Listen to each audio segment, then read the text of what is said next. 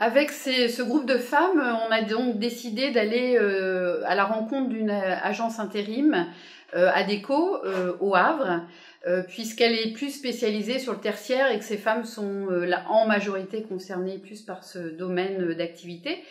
Donc on a interrogé les deux personnes d'ADECO sur quelles sont les attentes des employeurs, donc ce qui est attendu au niveau du CV, de la lettre de motivation et puis comment doit se passer un entretien d'embauche. Donc ça a été complémentaire des interventions des formateurs de Fodeno. Elles ont entendu la même chose, mais par des professionnels du recrutement. Vous êtes toutes les trois, vous faites partie du groupe Digitel à Pont-Audemer. On a décidé de venir une journée au Havre. Est-ce que vous pouvez nous raconter comment vous avez préparé cette journée-là ? On a commencé par faire des comparatifs sur les différents moyens de transport par rapport au site Michelin, la SNCF, etc. Donc par rapport aux trains, bus et voitures, on a choisi la voiture parce que c'est la moins coûteuse et le moins long sur la durée. Voilà. Ensuite, le but principal de notre journée mobilité était de faire une rencontre avec un personnel de l'agence intérim ADECO du Havre. Voilà, donc chose qu'on a faite durant cette matinée. Aussi, on a prévenu de faire une visite à le jardin suspendu et aussi l'église Saint-Joseph. Voilà, on a fait différentes recherches sur les possibilités de loisirs, visites sur la ville du Havre. À découvrir un petit peu partout. Exactement. Ce matin, vous êtes allé dans une agence intérim, vous faites partie du groupe Digitel de Pont-Audemer, vous êtes venu spécialement au Havre pour rencontrer cette agence intérim. Pouvez-vous nous expliquer ce que vous avez retenu de cette rencontre ?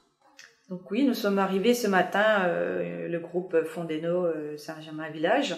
On nous a accueillis dans les locaux de ADECO Le Havre, donc pour nous expliquer le fonctionnement de cette boîte intérimaire. Qu'est-ce qu'elle vous a appris, cette directrice de cette agence intérim ? Elle nous a conseillé donc sur tout ce qui est nos CV, les lettres de motivation et aussi les entretiens d'embauche, sur les attitudes, les gestuels à faire et ne pas faire, et tout ce qui est donc pour améliorer notre profil. Est-ce que vous pourriez dire des choses complémentaires par rapport à ce que vous avez retenu sur le CV et l'entretien d'embauche ? Effectivement, on a pu être conforté dans les démarches à suivre pour donc rédiger un CV, apporter une lettre de motivation, utiliser les points positifs. Puisque la personne en charge du recrutement nous a bien expliqué sur quel sujet, sur quel point il fallait donc être très perspicace en fait, pour un bon recrutement. Et à titre personnel, est-ce qu'elle vous a donné des conseils, encouragé sur quel point est-ce que vous pouvez nous dire si c'était le cas ?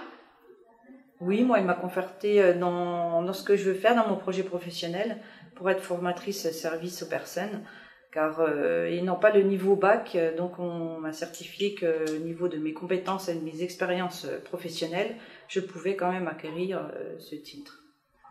Également pour moi-même, puisqu'en fait, elle m'a dit qu'il y avait beaucoup de postes à pourvoir dans la région en tant que responsable, puisque j'aimerais maintenant intégrer une structure pour être responsable de magasin en parfumerie, entre autres. Merci beaucoup. Merci. Merci.